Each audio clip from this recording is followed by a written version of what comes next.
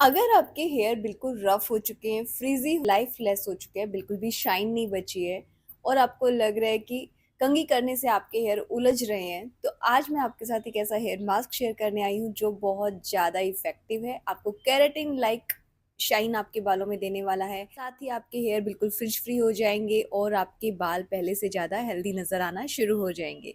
सो अभी तक हम बात कर रहे थे अपने हेयर फॉल को कंट्रोल करने के लिए, डैंड्रफ को कंट्रोल करने के लिए, तो उसके लिए हमने ऑलरेडी 2-3 वीडियोज़ बना लिए हैं, जिससे आपका हेयर फॉल कंट्रोल हो चुका होगा और आपका डैंड्रफ भी रिमूव हो चुका होगा। सो आज हम बात करने वाले हैं अपने हेयर लेंथ के बारे में। सो लेंथ को हम कैसे मेंटेन रख सकते हैं, तो आज का जो पूरा वीडियो है वो उसी टॉपिक पर होगा। तो जो भी लोग चाहते हैं कि उनके बाल फ्रीज फ्री दिखें, थोड़ा उनके बालों में शाइनी दिखे, तो वीडियो को एंड तक ज़रूर और देखना। इसका जो बेस्ट पार्ट है गाइस वो ये कि ये बिल्कुल नेचुरल चीजों से बना है। इसमें हम किसी भी तरह का कोई भी केमिकल यूज नहीं करने वाले हैं, तो आप इसे कह सकते हैं कि DIY केराटिन हेयर मास्क।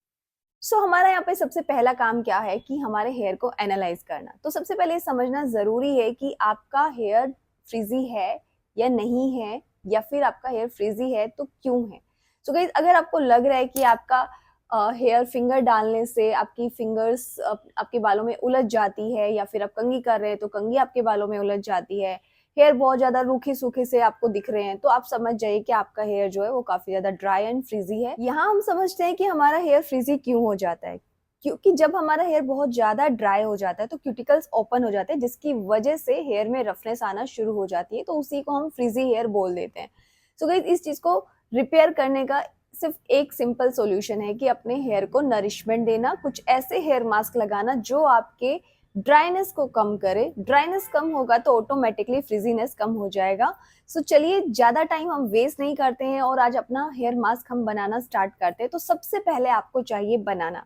तो यहाँ पे आप कोई भी बनाना ले सकते हैं, किसी भी तरह का बनाना ले सकते हैं, लेकिन जो बेस्ट काम करेगा वो है आपका एकदम पका हुआ बनाना, जिसका छिलका एकदम काला हो जाता है, आप वो ले सकते हैं। मेरे पास भी काला वाला नहीं था तो मैंने नॉर्मल बनाना लिया है। तो अगर आपके पास बिल्कुल गला हुआ बनाना है तो वो बहुत ज्यादा वर्क करेगा, क्योंकि उसमें बहुत ज्यादा मात्रा में पोटेशियम मिलता है और आपके हेयर को स्मूथ बनाने में हेल्प करता है। साथ ही आपके हेयर की रफनेस को कम करेगा, उसके साथ ही आपके हेयर में अच्छी सी शाइन भी लेकर आएगा। सो ये जो बनाना है इसको आप ले लेंगे, अच्छे से कट कर लेंगे और एक बाउल में इसे डाल लेंगे। सो सेकंड जो इंग्रेडिएंट है गाइस वो है हमारा एलोवेरा जेल। तो एलोवेरा जेल एक नेचुरल स्मूथनिंग एजेंट होता है, यानी आपके हेयर को ये नेचुरली स्ट्रेट करने की पावर रखता है। साथ ही हमारे हेयर को हाइड्रेशन देता है, उसके साथ ही हमारे हेयर को सिल्की बनाता है।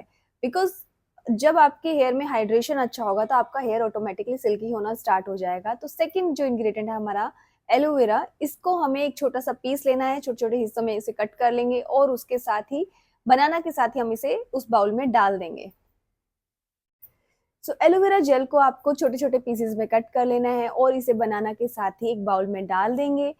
बाउल में डालने के बाद आपको एक मिक्सर जार लेना है और इन दोनों ही चीजों को मिक्सर जार में डाल देंगे। इसमें हमें किसी तरह का कोई पानी या कोई भी चीज ऐड नहीं करनी है, सिर्फ दोनों ही चीजों को डालेंगे और मिक्सी में अच्छे से इसे घुमा लेंगे। घुमाने के बाद आप देखेंगे कि इसका आपको एक पेस्ट मिल गया है, यानी ये बिल्कुल अच्छे से पिस गया है। जितना इसे बारीक पीस सकते हैं उतना बारीक पीस लीजिए। अब यहाँ पर हम एक जो इम्पोर्टेंट काम करने वाले हैं वो ये कि इस पूरे पेस्ट को आपको छानना है। ये बहुत ज्यादा कंपल्सरी स्टेप है जो आप सभी फॉलो करेंगे, क्योंकि अगर आपने इसको नहीं छाना तो ये आपके बालों में उलझ जाएगा और आपके बाल सिल्की स्मूथ होने की जगह बहुत ज्यादा रफ एंड ड्राई नजर आएंगे, क्योंकि ये इसके छोटे छोटे पार्टिकल्स आपके बालों में चिपक जाएंगे और आप जब भी कंघी करेंगे तो फिर वो आपके हेयर में टेंगल्स क्रिएट कर देंगे, जिसकी वजह से आपका हेयर टूटना शुरू हो जाएगा। तो इस ये गलती आप बिल्कुल भी नहीं करेंगे। यहाँ हम इस पूरे पेस्ट को अच्छे से छान लेंगे। छानने के बाद आपको दिखेगा एक बहुत ही अच्छा सा स्मूथ सा टेक्सचर आपको मिल गया है। नेक्स्ट जो हमारा इंग्रेडिएंट है गाइस वो है दही। तो अब हम इसमें दही ऐड करेंगे। आपको 3 बड़े चम्मच दही ऐड करना है। दही हमारे हेयर में क्या काम करता है? दही हमारे फ्रीजीनेस को कम करता है, हमारे हेयर को नेचुरली प्रोटीन देने का काम करता है। उसके साथ ही जो हमारा हेयर है वो काफी ज्यादा स्मूथ हो जाता है, क्योंकि दही में मॉइस्चर काफी ज्यादा अच्छा होता है जो हमारे हेयर की ड्राइनेस को कम करने में काफ़ी ज़्यादा हेल्पफुल होता है। सो इन तीनों चीज़ों का कॉम्बिनेशन जब आप अपने हेयर में लगाएंगे तो आप देखेंगे कि आपका जो हेयर है वो काफ़ी ज़्यादा स्मूथ हो गया, इवन वन यूज़ में ही। सो आपको ये सिर्फ एक बार यूज़ करना है ना, आप इसका रिजल्ट खुद देखें। सो इस हेयर मास्क को आपको डायरेक्टली अपने बालों में नहीं लगाना है, उसके लिए आपको एक ट्रिक यूज़ करनी है कि जब भी आपके हेयर, पहली बात तो आपका हेयर वॉश्ड होना चाहिए, यानी 1 या 2 दिन पहले आपने वॉश किए हों। ऐसा नहीं है कि आपने 4-5 दिन से हेयर वॉश नहीं किया और आप ये हेयर मास्क लगा रहे हैं, तो फिर ये कोई भी काम नहीं करेगा। सो सबसे पहले आपको क्या करना है कि अपने क्लीन बालों में इसे लगाना है। सेकंड चीज़ जो आपको ध्यान रखनी है कि ड्राई हेयर में आपको इसे अप्लाई नहीं करना है। अगर आपके बाल बहुत ज़्यादा ड्राई हैं, क्योंकि ऑलरेडी वो पहले से ही फ्रिज़ी हैं, फ्रिज़ी हेयर में आप कोई भी चीज़ लगाओगे तो वो उतनी जल्दी से अब्ज़ॉर्ब नहीं कर पाएगा। तो सबसे पहले आपको अपने बालों को गीला करना है। यानी किसी भी स्प्रे बोतल से आप गीला कर सकते हैं, या फिर आप डायरेक्टली टैप वाटर से अपना हेयर को गीला कर लीजिए। गीला करने के बाद आपको अपने बालों में इस मास्क को अप्लाई करना है। थोड़ा-सा मास्क लेंगे और अपनी छोटी-छोटी पार्टीशन में पहले आप इसे स्कैल्प में लगाएँगे। स्कैल्प में जब आपका अच्छे से लग जाए, उसके बाद हम इसे अपनी लेंथ में अप्लाई करेंगे।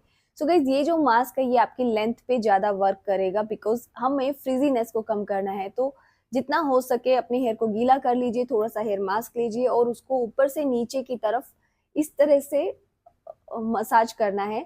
जैसे हम हेयर स्पा करते हैं पार्लर में जाके, जब आपकी वो हेयर मसाज करते हैं, यानी ऊपर से नीचे की तरफ, नीचे से ऊपर की तरफ आपको मसाज नहीं करनी है, नहीं तो आपके हेयर और ज़्यादा फ्रिज़ी हो जाएँगे। इस चीज़ का आपको ध्यान रखना है। हमेशा ऊपर से नीचे की तरफ ही आपको मसाज करना है। जैसे-जैसे आप इसकी मसाज करेंगे, वैसे-वैसे आपको फ़ील होगा कि आपका जो हेयर है वो बहुत ज़्यादा आपको सॉफ्ट फ़ील होना शुरू हो गया है।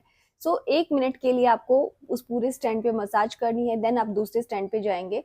तो इस तरह से आप 1-1 मिनट का मसाज देते हुए पूरे स्कैल्प को, पूरे हेयर को आप कंप्लीट कर लेंगे, पूरे हेयर में इस मास्क को लगा लेंगे, हेयर मास्क पूरे बालों में अच्छे से लग जाए। उसके बाद आपको एक शावर कैप पहन लेनी है।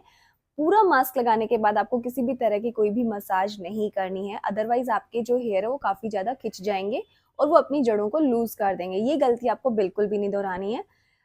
हेयर मास्क लगाने के बाद आपको कम से कम 1 से 2 घंटा इसे अपने बालों में ऐसे ही रहने देना है और एक शावर कैप पहन लेना है। शावर कैप इसलिए पहनना है ताकि एक तो आपका हेयर ड्राई नहीं होगा, दूसरा आपके हेयर को एक स्टीम वाला इफ़ेक्ट भी साथ में मिल जाएगा, जो आपके हेयर में डबल आपको बेनिफिट देने वाला है।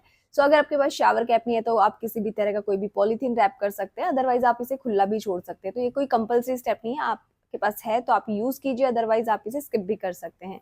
सो उसके बाद आपको 1 से 2 घंटा इसे अपने बालों में रखना है। ध्यान रहे कि ये आपके बालों में सूखे नहीं। अगर आपको लग रहा है कि थोड़ा-थोड़ा सूख रहा है तो आप इसे फिर से पानी लगाकर थोड़ा-सा गीला कर लेंगे, क्योंकि बिल्कुल अगर आप इसे अपने बालों में ड्राई कर लेंगे तो भी आपका हेयर डैमेज होने के चांसेस है। सो इस चीज़ का आपको हमेशा ध्यान रखना है। अब नेक्स्ट क्वेश्चन क्या आता है गाइज़ कि इसे हमें वॉश कैसे करना है? सो जब आप इसे वॉश करेंगे, पहले तो आप अपने हेयर को पूरा अच्छे से गीला कर लेंगे। गीला करने के बाद हल्के-हल्के हाथों से फिंगर टिप्स से मसाज करेंगे अपने स्कैल्प की और इस पूरे प्रोडक्ट को अपने बालों से निकाल देंगे। उसके बाद थोड़ा-सा शैम्पू लेंगे, शैम्पू को पानी के साथ आप डाइल्यूट कर लेंगे एंड उसके बाद आप शैम्पू कर लें। शैम्पू करने के बाद आपको लेंथ में कंडीशनर कंपल्सरी अप्लाई करना है, क्योंकि एक बहुत ही कंपल्सरी स्टेप है। जब भी आप कोई भी डीआईवाई करते हैं, आपको कंडीशनर ज़रूर लगाना चाहिए। इससे आपके हेयर में और ज़्यादा आपको स्मूथनेस लगेगी, आपको और अच्छी शाइन मिलेगी। सो कंडीशनर आप किसी भी ब्रांड का यूज़ कर सकते हैं। जो भी आपका हेयर टाइप है, उसके अकॉर्डिंग आप चीज़ें यूज़ करेंगे, तो आप देखेंगे कि आपका जो हेयर का प्रॉब्लम है, वो बिल्कुल ठीक हो चुका है। अब क्वेश्चन ये आता है गाइज़ कि इस हेयर मास्क को हमें कब अप्लाई करना है? तो आप इसे एवरी वीक अपने हेयर में लगा सकते हैं। जैसा कि मैंने आपको पहले भी बताया, आपको अभी जो ये हेयर मास्क है, ये आपको एवरी वीक लगाना है। तो अभी तक मैंने आपको जो भी चीज़ें बताई हैं, वो आपको 30 डेज़ तक करनी है, रिपीटेडली करनी है। बस इससे ज़्यादा आपको कुछ करने की नीड नहीं है। इसी से आपका हेयर काफ़ी ज़्यादा अच्छा हो जाएगा, स्मूथ हो जाएगा, आपका हेयर फॉल कंट्रोल हो जाएगा। क्योंकि डे 1 में हमने आपको ऑयल मसाज बताया है, डे 2 में हमने एक हेयर टॉनिक बताया है। जो हेयर टॉनिक है, वो बहुत ज़्यादा पावरफुल है, प्लीज़ उसे ज़रूर बनाइए। सेकंड थर्ड जो चीज़ है वो हमने बताया कि उसमें हमने कुछ ड्राई मसाज एंड जो एक्सरसाइज आपको बताई है वो भी आपको करनी है, साथ में आपको डाइट अच्छी लेनी है एंड उसके साथ आप ये हेयर मास्क उसमें इंक्लूड कर लीजिए। सिर्फ ये 4 चीज़ें ही आपको रिपीटेडली करनी है एंड आप देखेंगे कि आपका हेयर जो है वो काफ़ी ज़्यादा अच्छा हो गया, आपका हेयर फॉल कंट्रोल हो गया है, डैंड्रफ रिमूव हो गया, फ्रिजीनेस कम हो गया है। एंड इसके बाद भी मैं आपके साथ बहुत सारे ऐसे हेयर मास्क शेयर करती जाऊँगी जो आप चेंज करते जाएंगे। जैसे जैसे हमारा वेदर चेंज होता है वैसे वैसे हमारा हेयर टेक्सचर भी चेंज होता है, हेयर का प्रॉब्लम्स भी चेंज होता रहता है, तो उसके अकॉर्डिंग हमें हेयर मास्क भी चेंज करते रहने चाहिए। सो हम आने वाली कुछ वीडियोस में इस तरह के बहुत सारे DIYs आपके लिए लेकर आएंगे जो आप यूज कर सकते हैं। सो दैट्स इट गाइज, आज की वीडियो में बस इतना ही। अगर आपको मेरी ये वीडियो पसंद आई है तो मेरी वीडियो को लाइक कीजिए, चैनल को सब्सक्राइब करना बिल्कुल नहीं भूलना और अपने दोस्तों के साथ इसे जरूर शेयर करना। और अगर आपको लगता है कि इस वीडियो से रिलेटेड आपके कोई भी क्वेश्चन है, आप मुझे वीडियो में कमेंट कर सकते हैं, मैं आपको इसका रिप्लाई जरूर करूंगी। और मिलते हैं हम अपनी नेक्स्ट वीडियोस में कुछ ऐसे ही नए टिप्स एंड ट्रिक्स के साथ। तब तक के लिए बाय गाइस, थैंक यू।